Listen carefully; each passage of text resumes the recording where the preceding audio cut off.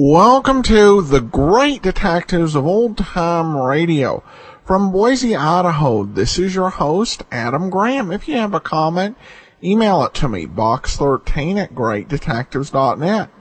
Follow us on Twitter at Radio Detectives and become one of our friends on Facebook, facebook.com/Radio Detectives. Well, our listener support campaign is over, but I want to thank those who contributed. Among them, Deanna and Tina. Thanks so much for your support. We'll be sending along your thank you gifts at your request. And if you did contribute and would like your thank you gift, I encourage you to contact us as soon as possible so we can just kind of close the books. You can still support the show at support.greatdetectives.net. All right, well, now we're going to start another Yours Truly Johnny Dollar serial. It's time for The Clinton Matter, Part 1 and 2. From Hollywood, it's time now for... Johnny Dollar. Mr. John Dollar? Yes? Western Union, I have a message for you from New York. Oh? Please proceed Northern Hotel, Clinton, Colorado, as soon as possible. Yeah? Building irregularities suspected affecting several insurance companies. Will advise. Regards. Signed, Albert Davies, Chief Investigator, United Adjustment Bureau, New York, New York. Uh-huh. Would you like that mailed to you, Mr. Dollar? No, don't bother. Can you take an answer? Go ahead. To Albert Davies, Chief Investigator, United Adjustment Bureau. You have the address. Confirming. Exact time of arrival to follow. Sign that, Johnny Dollar.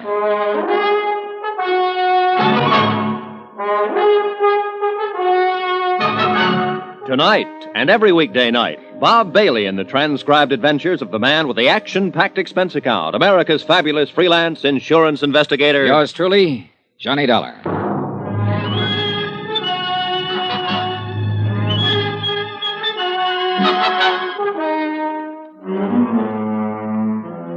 Expense account submitted by Special Investigator Johnny Dollar to the United Adjustment Bureau, New York City, New York. The following is an accounting of expenditures during my investigation of the Clinton matter. Or maybe racket is a better word. Expense account, first item, $105.63. Transportation by air, Hartford to Denver. Item 2, $28.50, Denver to Grand Junction. A place busy and bustling with uranium hopefuls. Third expenditure, $100. Deposit and rental on a car, which I used to drive the 105 miles through the rugged mountains due north of Grand Junction to Clinton, Colorado. A place that the rental agents had described as a sleepy little mountain town. When I got there, everybody was running in the direction of what was very shortly not going to be the new school building. Like everybody else in Clinton, Colorado, I spent the next 3 hours or so helping to try and get the fire under control. Then finally, I left the scene and located the Northern Hotel, where the clerk was standing by waiting for me. Mr. Dollar? Yeah. Operator 18 New York City has been calling you for the last 4 hours. Mr. Davies, I believe. Oh, yeah. Could you put the call in for me? Certainly, I'd be glad to. I'll take it up to my room. I want to change my clothes. Certainly. Boy, take Mr. Dollar's bags up to 310.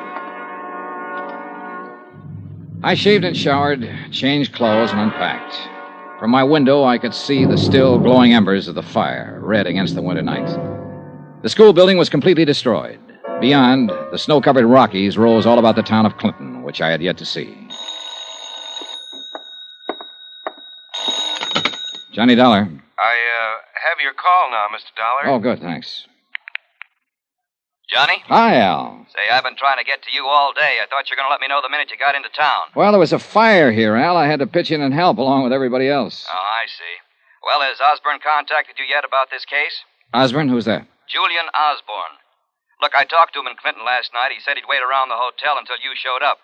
He lives there, Johnny. He drove into Denver 2 days ago and told the insurance broker he thought a building that Great Eastern Fidelity covered was in real bad shape. Now, what building? Well, a new school that they just put up there, Johnny. Al, it was in bad shape.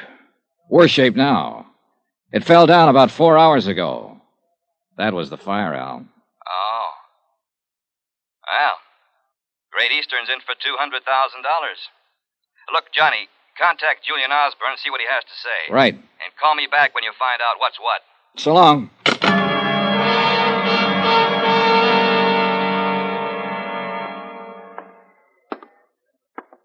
Yes, Mr. Dollar, may I help you? Yeah. Do you have a city directory here in Clinton? We aren't that small. Here it is, right here. Good. After all, we have 14,263 people. Okay, thanks. I know most of them, Mr. Dollar. Who do you want to get in touch with? A man named Julian Osborne. Julian Osborne? Yeah. Know him? I didn't know him, but it came over the radio a little while ago. They found his body in the fire. He burned to death.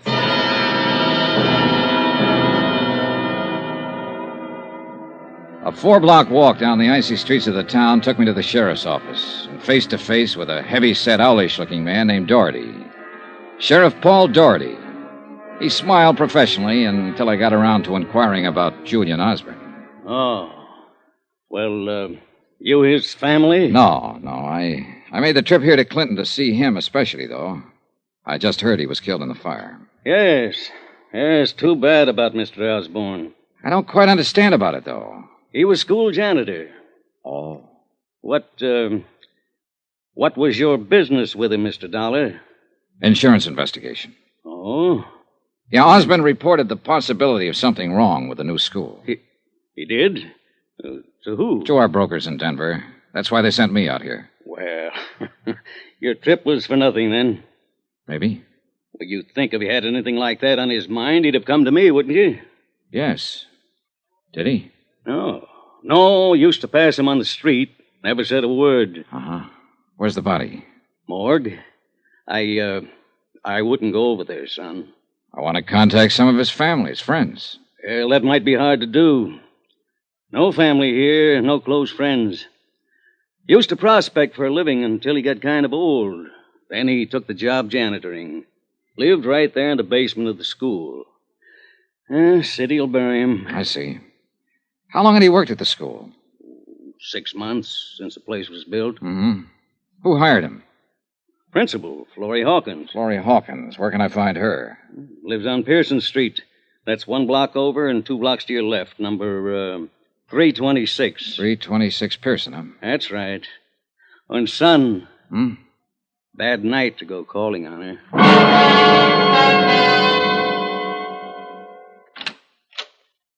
I'd like to see Mrs. Hawkins, please. I'm Miss Hawkins. Well, I'm an insurance investigator. My name's Johnny Dollar. Insurance? Yes. Why do you want to talk to me?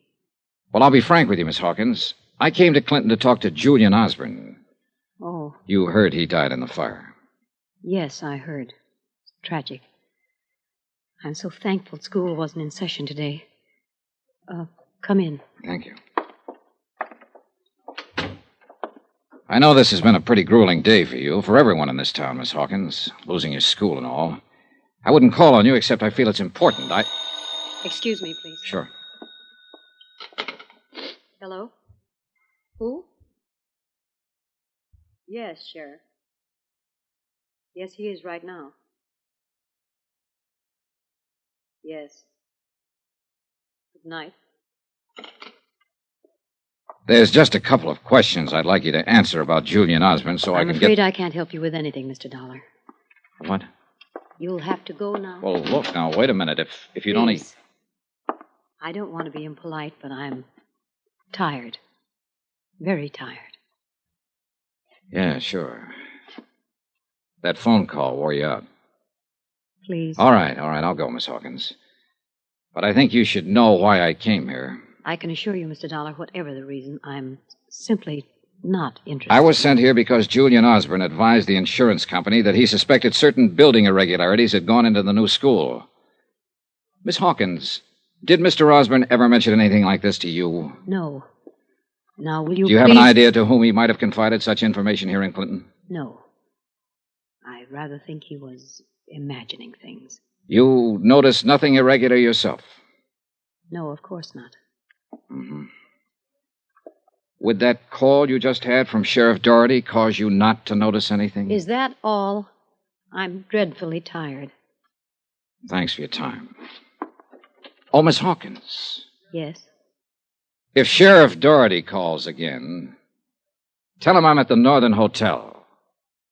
Northern Hotel. Good night, Mr. Dollar. Expense account item 4, $10.80. One long-distance call to New York. I got Al Davies out of bed and told him the fate of Julian Osborne. Davies requested me to stay on in Clinton to see the matter through. About 11 o'clock that night, I walked over to the site where the new school had once stood. A few firemen and policemen were still around, searching the ashes by the light of lanterns and spotlights. One of them told me the cause of the fire had not yet been determined. I started back to my hotel. Turning a corner by an alley, 2 men in dark clothes were holding a third man in a sheepskin. A fourth man was giving him the works. Hey, just a minute here. Come on, let's get out of here, boy. There, easy now, easy now. You need some help, mister. Everybody needs help. Let me tell you who I am before you help me. Maybe you won't want to. Easy, just take it easy now. I'm David Baines. You're from out of town, aren't you? Yes. I thought so. I architected that school that isn't anymore. Well, don't you understand, Samaritan? Don't you see? That group of citizens who were working me over just now have kids. The kids could have been in there when the fire broke out. Here, easy now. I'm afraid. I'm afraid they feel I don't design especially good buildings. I took David Baines over to my hotel room, still half unconscious from the beating. I sent the bellboy out for bandages, iodine, and something to take off the chill. While I was patching him up, I was thinking how he'd stood there and taken that beating. Stood there in sight of half a dozen policemen and firemen and let them do that to him. Yeah, try a little more. Thanks. Who are you? Johnny Dollar, insurance investigator. I came here about the school. I see. Do you want to beat me up, too? Company you're working for will be liable. Want some more of this? What'd you say your name is? Dollar. Johnny Dollar. Mr. Dollar, I'm in a curious position. I designed the school. I planned every feature of it. But I had nothing to do with the building. You don't believe me? I wish you'd explain that. A week before they broke ground, a very important thing happened to me, Mr. Dollar. I went to Europe. I couldn't pass it up. It was a chance to study for another year under some men I'd admired all my life.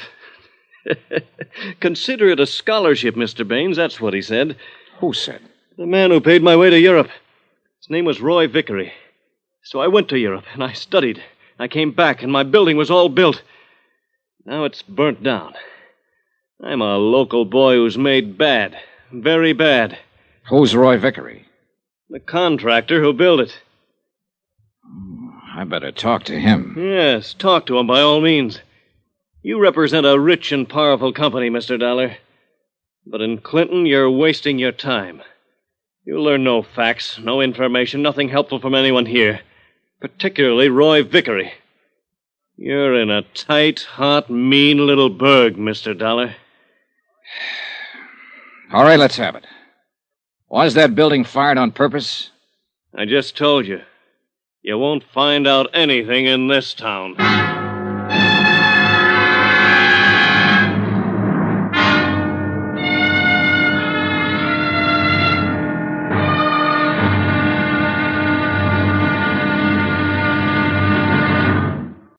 From Hollywood, it's time now for...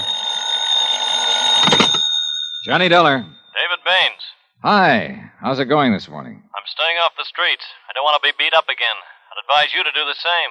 I can't very well do that. The city of Clinton has filed claim for their school building. I have to make an investigation. You're bucking a rough crowd, Mr. Dollar. Wait till you meet 'em all. I intend to.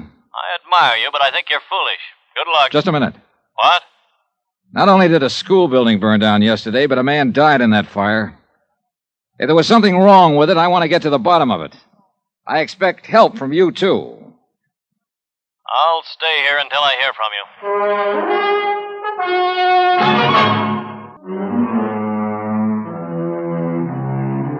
Expense account submitted by Special Investigator Johnny Dollar to United Adjustment Bureau, 418 West 61st Street, New York City.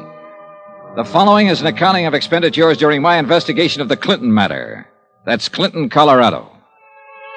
Expense account item 5, 80 cents, telegram to Dodd and Company, Denver insurance brokers, who would handle the policies covering the new school building in Clinton. I requested them to forward copies of the policies. Item 6, 10 cents, one copy of the Clinton Times and the full story on the fire. It was believed by Fire Chief Hanley that the fire had started because of overheated boilers in the heating system. Dollar, is it? Yeah, that's right. I'm an insurance investigator. Yep. Well, what can I do for you? Tell me about the fire yesterday. You sound like you're carrying a chip on your shoulder, Mr. Dollar. We had word that building irregularities were suspected in that school, Chief. The word came from the janitor, Julian Osborne. He burned to death in that fire yesterday, and the building's gone now. You get as head up as you want to, boy. I got my own troubles. I'll tell you what we think, and you can take it, whether you like it or not. We think old Julian Osborne might have passed out, got drunk, or had a heart attack in that building. We think something like that happened, and the boilers kept right on going and built up the pressure. We think the boilers exploded, the fire started, and that was that. And why do you think the whole place went down? Because it spread so fast. Why did it spread? I didn't build the building. I just took care of the fire. You're going to have to change your attitude around here if you want anybody to cooperate with you. All right, then tell me this. Why, on a day when school wasn't in session, would those boilers be fired up at all? I don't know.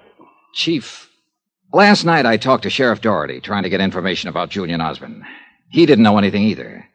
I also talked to Florrie Hawkins, the school principal. She didn't know.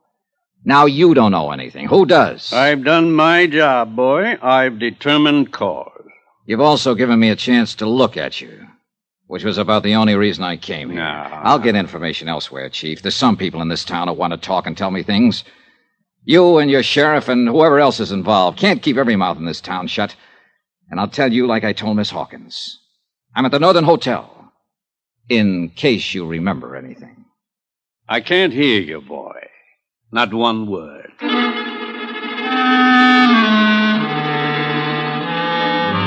Expense account item 7, $1.80, breakfast in the coffee shop of my hotel for myself and David Baines, who still looked badly battered from the beating he'd taken the night before. You're taking a chance sitting here with me. Hope you realize that. Am I? I'm public enemy number 1 in this town. I'm the man who built the school that didn't stay up. Look, Baines, I want you to tell me all about it. If you have any information or knowledge that would be helpful in this investigation, then you better give out with it right now. What specifically do you want to know? First, the town. You know what this place is? It's a backyard. And only the rich kids can play here. Vickery, Hanley, Doherty, those are the rich kids, Mr. Dollar. The rest of us are, well, we live across the tracks. Let's start with Vickery. He's a builder. Not only here, all over these mountains. Grand Junction, Rifle Mesa, all over. He's got $1 million and a million angles. He's the one who sent me to Europe to study for a year after I completed my plans for the new building. Got me out of the way. Okay. Fire Chief Hanley. A friend of Vickery's. And any friend of Vickery's is going to get rich, one way or another. Sheriff Doherty. He keeps the law orderly for Vickery. Very necessary. Okay, then. The fire itself. Chief Hanley says the school boilers blew up and caused the fire. There was no reason for those boilers to be fired up. No reason. If they were fired to blow up.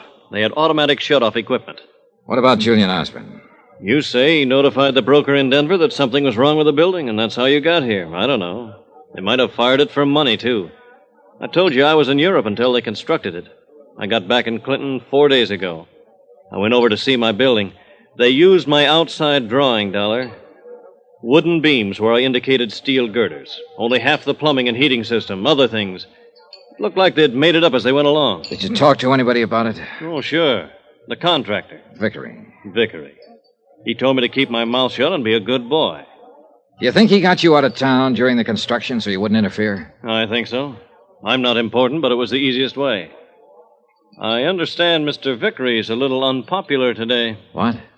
A delegation went out to his house to hang him or something. Baines was partially right. A delegation had gone out to see Roy Vickery in his polished fine domain at the end of town. They were still there when I drove up in my rented car. 20 or 30 irate citizens demanding an explanation for the lost school.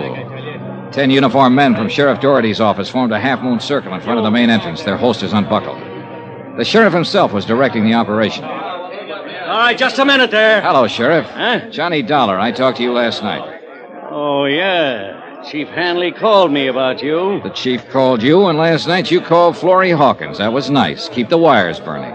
Chief said you came over to see him. Used abusive language. Tried to cause trouble. The chief was mistaken. I wasn't trying to cause trouble, Sheriff. There's enough of that in this town. I was just trying to find out how the fire started yesterday. The chief told you how it started. I didn't believe him. Now, what do you think of that? You'd better watch your step around here, Mr. Dollar. You seem to be looking for arguments all the time. Not at all, Sheriff. I'm misunderstood. We understand you all right. How's Mr. Vickery? He's all right, and he's going to stay all right. I'm sure he will. But these people don't like their school burning down. It's expensive. Also, their kids could have been in it. I want to see Mr. Vickery about that. He isn't seeing anyone, Mr. Dollar. And we aren't letting anybody in to see him. Really? Did any of you people hear that? Now, look here. Hey, listen, folks. Listen to me, will you? Look. Now, listen. I'm an insurance investigator. I'm worried about what happened to your school yesterday. Keep quiet. They tell me Mr. Vickery built that school. The architect who designed it said it wasn't built to his specifications. Now, I want to go in and ask Mr. Vickery about that. The sheriff here doesn't want me to do that. I'll get you for this, Dollar. Wait a minute. The sheriff just said I'll get you for this. All right, hold it. Hold it, please. Please, now listen to me. Listen. I'll put it to the sheriff again so you can all hear. Sheriff, I want to go in and see Mr. Vickery on business. Well? Go ahead. Thank you.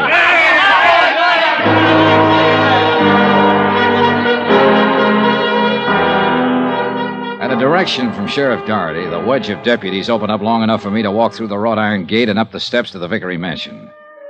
A tall man in a white jacket answered the door and ushered me into a den that was stocked with good liquor and big leather chairs. Finally, a big man in a blue suit walked in. He had lots of good teeth, and there wasn't an ounce of fat on his 230 pounds. I'm Roy Vickery. It was quite an act with Sheriff Doherty just now. I watched you from upstairs. That's a good, safe place to watch from, Mr. Vickery. Now that you're in, what can I do for you?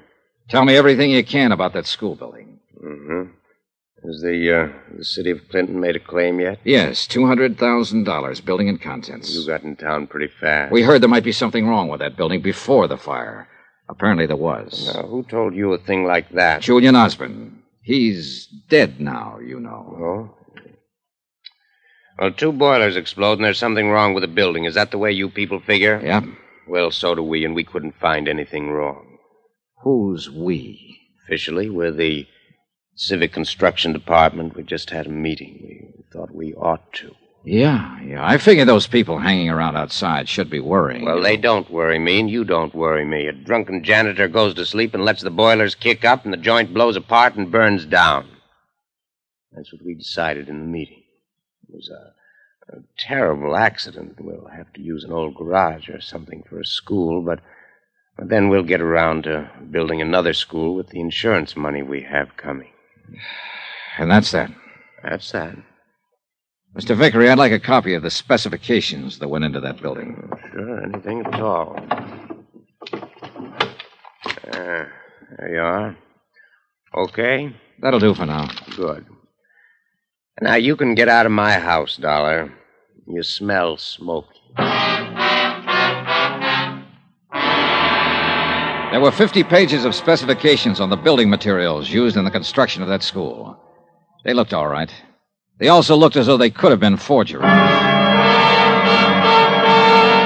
Expense account item 8, $6, 1 bottle of whiskey for David Baines and myself in my hotel room. Baines went over the specifications page by page. Okay, what do you think? These are my specifications, more or less. This is what's on paper that went into the building. How about what actually went into it? Well, the little I saw, they cut corners everywhere. The outside was just a shell of this stuff. You sure? These are my notes. I can remember this much. Can you remember it in front of a notary? I want a sworn statement. I don't know. You what? Well, don't look at me that way. You can get my statement and possibly a half a dozen other statements. On paper, you'd have a case. Then what would you do? Go to the district attorney? We haven't got a district attorney. We got a county attorney who's elected for a 4-year term. All right, I'll go to him. Vickery? Then I'll go to somebody else, the insurance commission. You try to go any farther, they'll kill you, Dollar. Well, let me worry about that. Now, will you make a statement? Sorry. That'd kill me, too.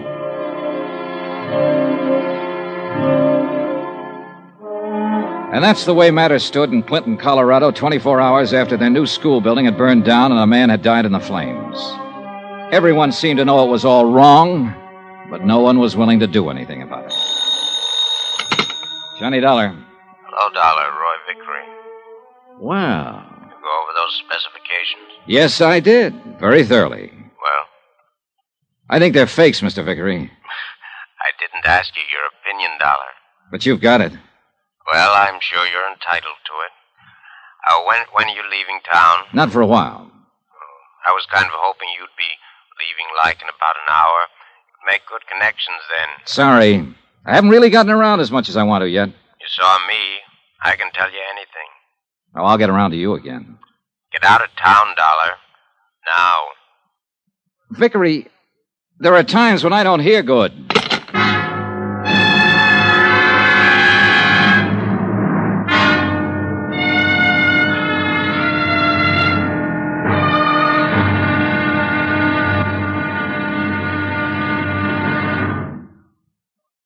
Now, here's our star to tell you about tomorrow's intriguing episode of this week's story. Tomorrow, a lady who promised to love, honor, and obey a building inspector, but wound up a widow.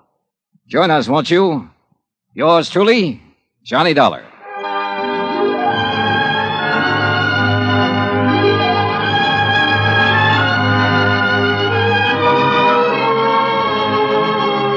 Yours truly, Johnny Dollar, starring Bob Bailey, is transcribed in Hollywood. Written by John Dawson. It is produced and directed by Jack Johnstone. Be sure to join us tomorrow night, same time and station, for the next exciting episode of Yours truly, Johnny Dollar. Roy Rowan speaking.